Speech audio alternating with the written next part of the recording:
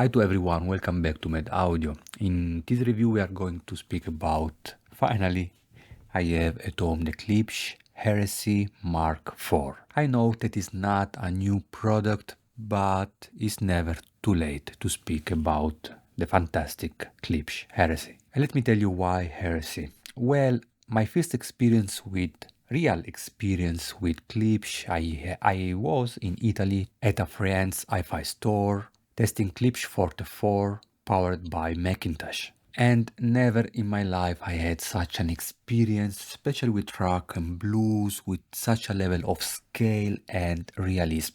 Really was like sitting and watching a concert. Was incredibly beautiful. I remember I was listening for a CD of Joe Bonamassa with Beth Hart from Don't Explain album. Incredibly beautiful. At the time the Forte was more precisely powered by a C52 preamp, an MC462 power amplifier, and an MCD 350 SACD. It was an expensive system, yes, not highly expensive. Interesting, in US, 26 grand, but in Europe we are around 34 grand.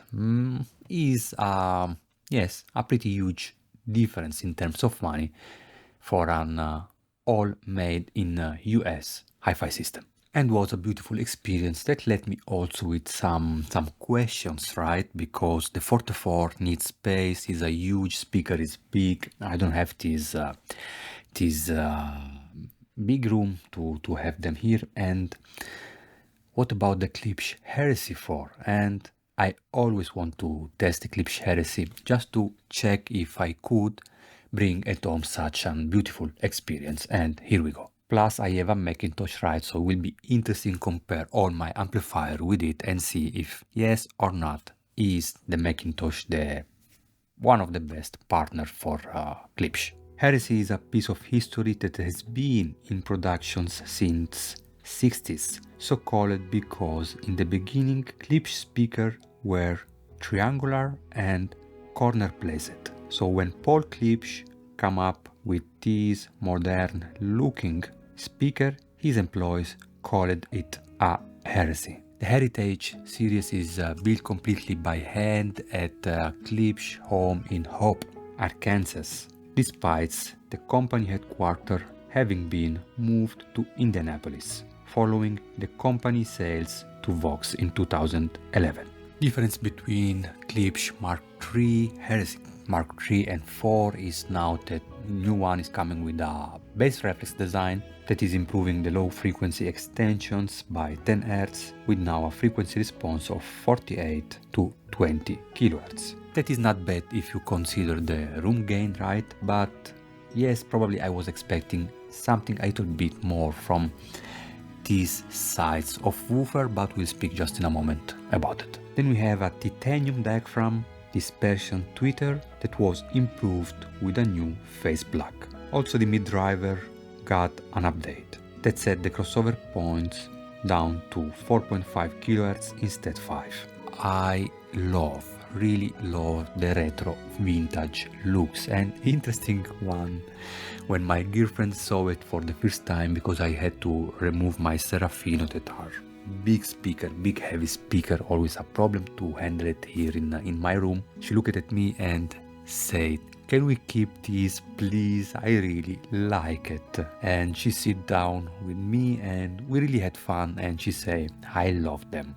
So just from a point of view looking, we have an incredibly good wife acceptance factor. During the setup I had to use some paper space underneath the speaker to, I don't have a carpet there, and yes, was playing a little bit, so they don't have anything to adjust such a tuning, so I had to use some paper, but I think it's not a problem. So let's move to a quick frequency response test in my room, of course. And I always do this at the end of my auditions and all tests that I did with many amplifiers. I will speak about it in just a second, but let's take a look of the frequency response. And without taking in considerations my room gain mode at 35 Hz, sub-bass extensions and authority was a little bit under my expectations. But look like Klipsch engineer prioritized the a sub-bass, a bass that is clean and free of distortions, rather than something that is boomy or that will give you maybe more punchiness and warmness, but in the end will result in a bad experience. 100 Hz to 200 Hz is pretty warm and punchy, at least looks like. Mid and upper mid is also a little bit pushed, with a top end roll-off that will change with the level of toe in, toe out. So here you can see a toe in green versus a no toe in orange.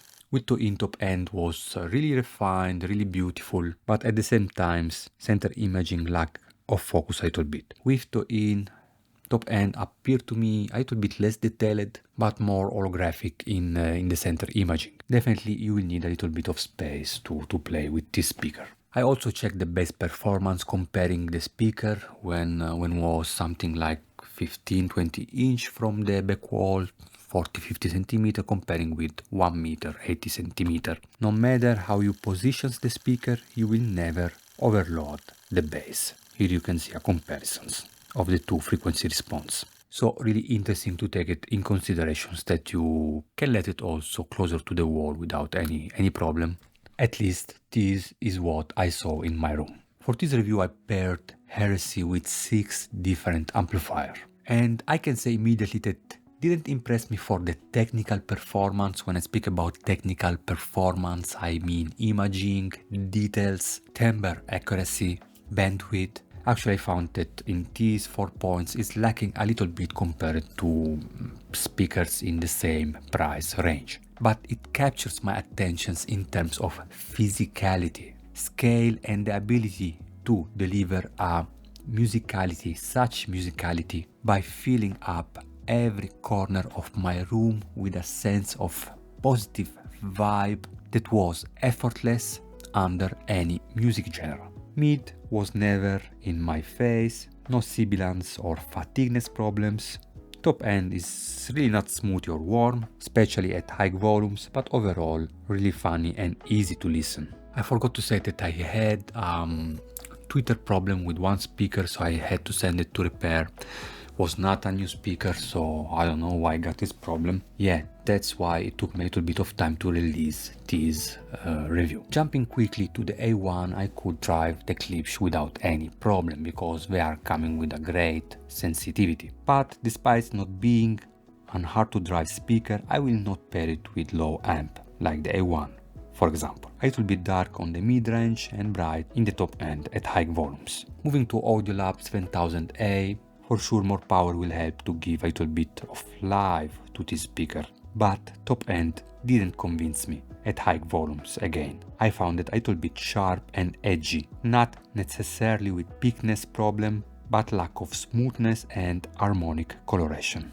Then I jumped to Musical Fidelity M5 SI. I test both. I have the M3 and M5, but the M5 is definitely a better amplifier. It's the one that gives me a visceral impact and unnatural organic textures. And I was looking for these explosive dynamics, but still very controlled, solid and with grip in the bottom end. And doesn't matter if low volume or high volumes, mid was always credible, especially on voices and instruments, now more clear and defined. Definitely unusual presentations like the M5 SI helped really a lot in achieving this. I forgot to say that I tested also with the V3 Mono Fuzzy Audio, great amplifier, great small amplifier, powerful for the price, and I really enjoyed it with the Klipsch. Bass was really tight, solid and controlled. But at high volumes, I noticed, especially on orchestra, that was congested a little bit. So definitely you can have fun with it and in the future change it with a better amplifier. Moving to my Class A tube amps, Master Sound 220, I set it in pentode. That is giving me 10 watt more, so 20 compared to triode that was delivering 10 watts, and I prefer it in this modality. Bass was more controlled and more clean. Triode didn't have enough grip for the Klipsch, and lack a little bit also in dynamic. So with 20 watt was instrument and voices was coming out really beautiful, rich, with a touch of pleasant grain. Instruments were warm and smooth, but I miss overall some authority on bass, especially on lower notes, with mid-range and top end that was incredibly wonderful, presenting a better harmony and more colorful imaging compared to M5 SI, for example. Really enjoy it before to move to McIntosh MC312. That is, in my opinion, the best partner, at least with from this amplifier that I have here at home. First things that impressed me was the ability to deliver a neutral sounds on top end, also at high volume, that never sounds too sharp. Vocals now have more definitions and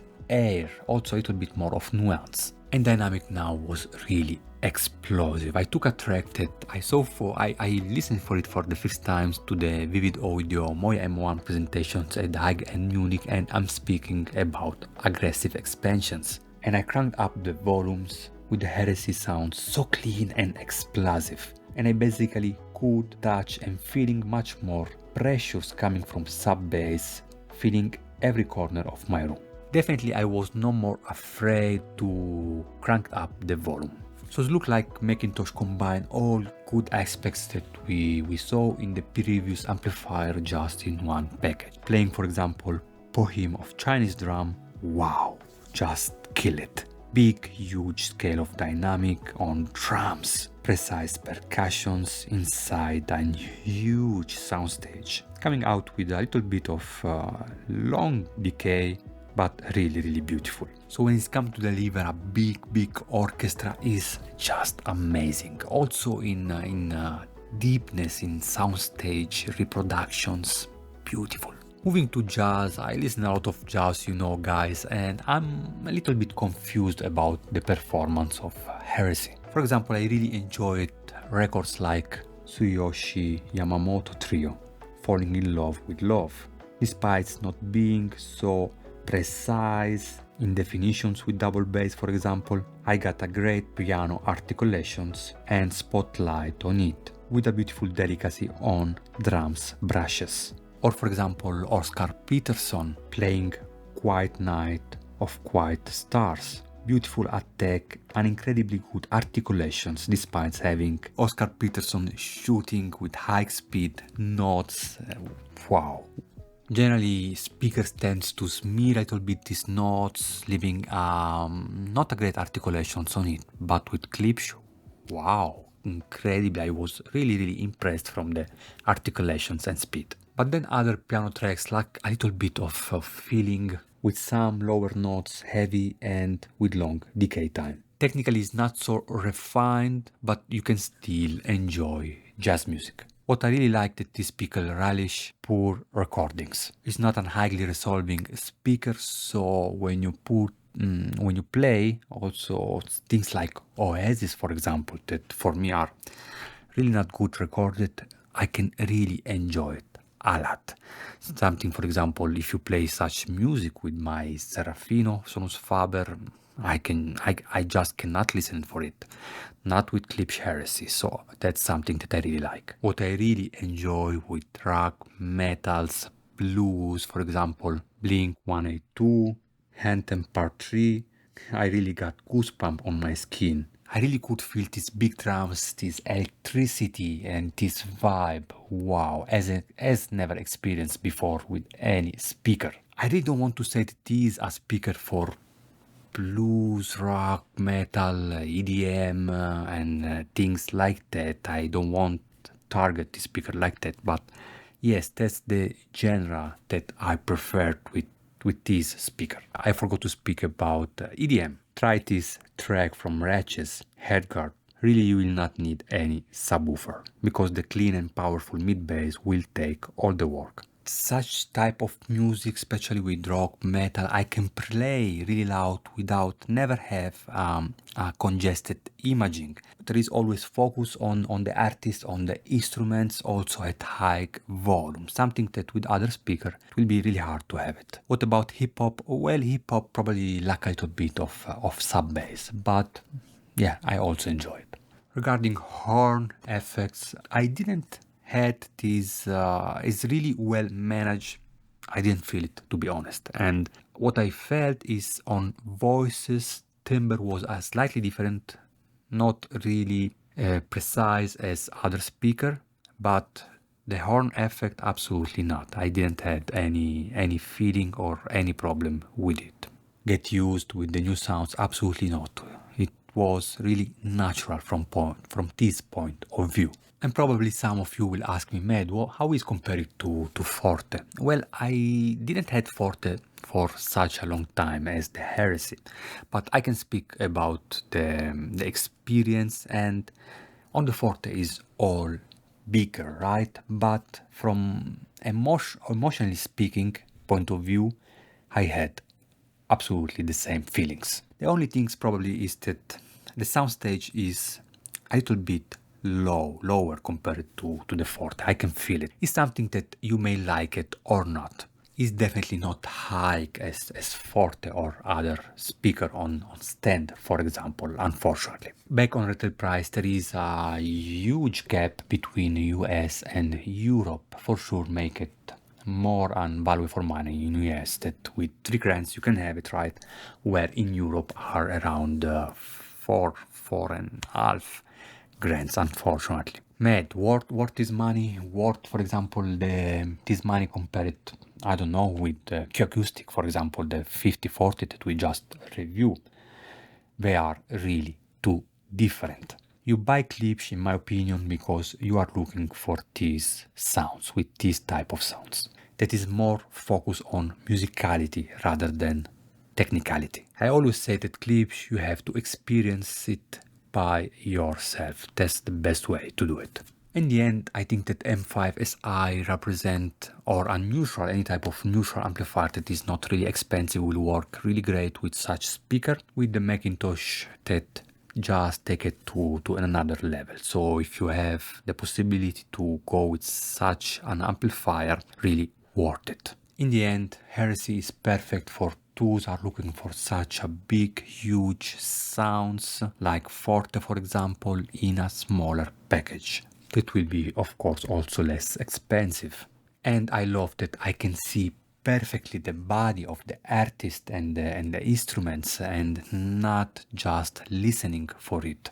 I can feel the presence in a much bigger scale compared to any speaker that I ever test in this price range. From Mad Audio is everything. I hope you guys enjoy my experience with Klipsch, and I did for sure. If yes, please hit the like button, take in consideration to subscribe to my channels to support my work, and see you soon. Peace.